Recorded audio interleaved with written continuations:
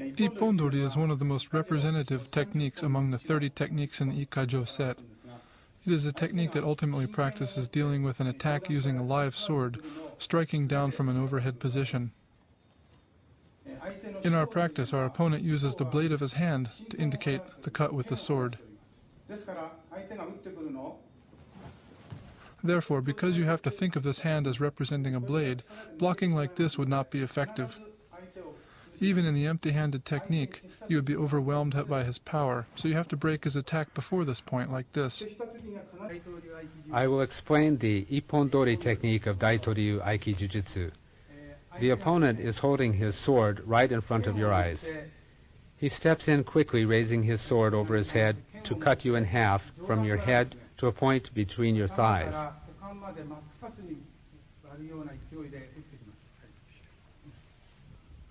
He steps in with full power and attacks like this.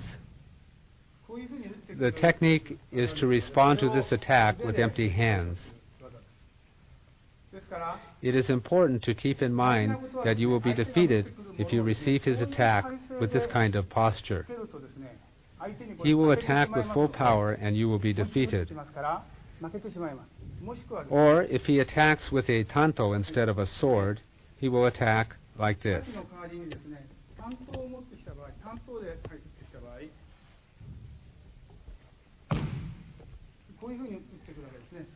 Again, if you receive the attack like this, you will surely be overwhelmed by his strength.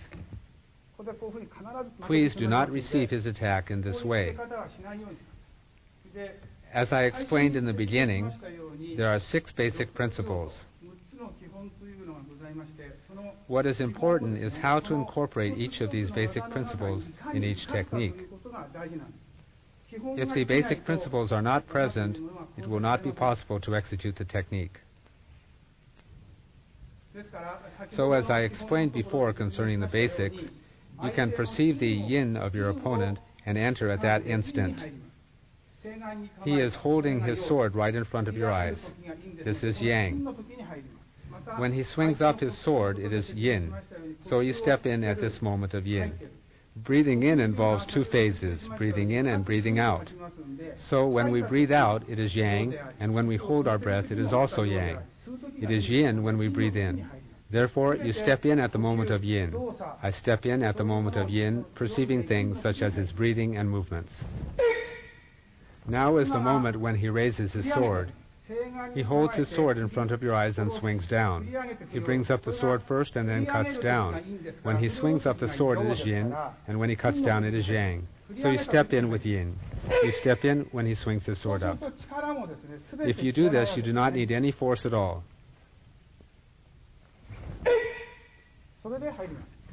So you step in. You pierce the open spot in his armor at the armpit with a tanto, a wakizashi, or a yoroidoshi. You make a fist with your protruding middle finger and pierce with it. Without moving your hips up and down and keeping the same posture, you bring your opponent off balance into your center. You bring him off balance into your center. Your right hand is held against the base of the thigh, pressing against the back of the wrist. Your left hand applies pressure against the nerve point on his elbow. You apply pressure against the back of his wrist and his elbow. You attack him with both hands. Then you kick his side with your left foot. You kick from the same posture without moving your hips up or down. Your knee pushes on his side, and your left hand presses the nerve point on his elbow. Your right hand presses the back of his wrist. You attack him at 3 points and then execute an atemi.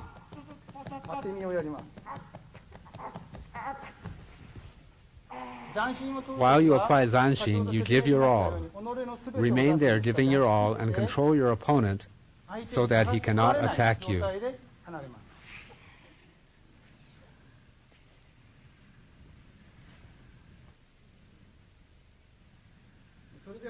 The next Ippon Dori is a technique added by Headmaster Tokimune to Daitô Ryu techniques for beginners.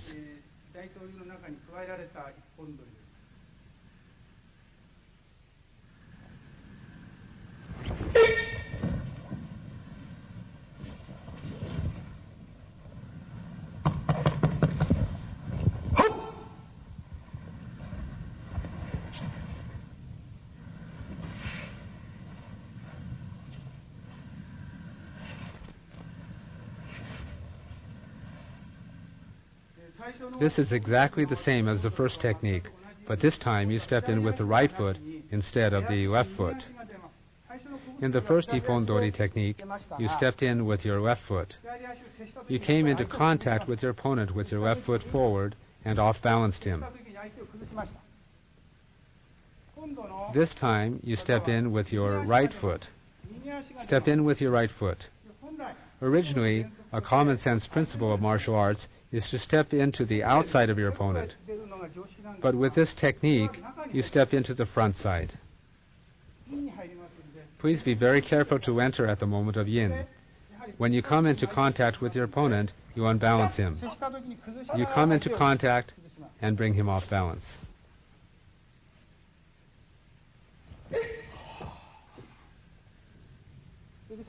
This is the same with all techniques we are going to do now.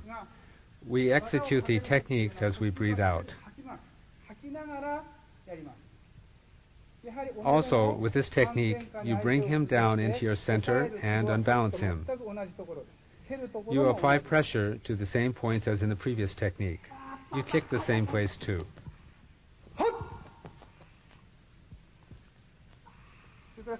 As you did in the previous technique, after executing anatemi, after you execute a finishing blow, at the very end you bring your hand to this position over your head. I will explain about this. You curve the arm in this manner over your head. Do not expose your armpit. You put your arm over your head with the feeling that you are closing your armpit tightly. This is a form of zanshin while holding a kodachi or short sword in your hand at the end of the technique. I break his balance completely as soon as we come into contact. Not like this. You should never do this. Because I break his balance at the moment of contact, I have to enter. Or if I'm not in time, I can also move around like this.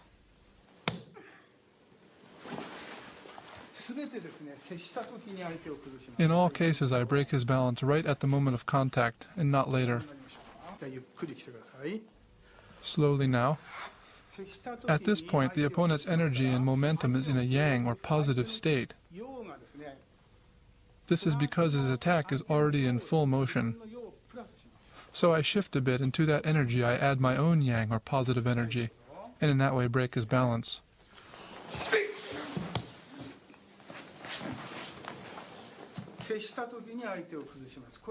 So, in this way, the most important element of Ikkajo is this instant unbalancing action.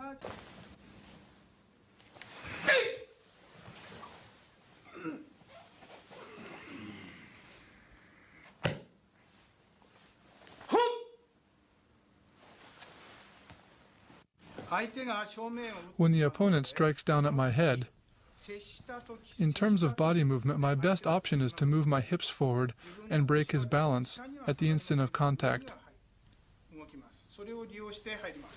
Like this. This is Hanza Handachi Ippon Dori. In other words, sitting, doing Ippon Dori against a standing attack. Back in the Edo period, I'm sure there must have been some situations in which a standing attacker would attack a sitting opponent. Probably this sort of thing doesn't exist now, but the same physical relationship would be true when dealing with a much taller opponent. And for that reason, I think practicing Hanza Handachi techniques has uses even in modern times. As you can see, if I try to do a normal Ippon Dori, inevitably the difference in height makes it impossible for me to break his balance at the moment of contact. I can't enter in time or deep enough.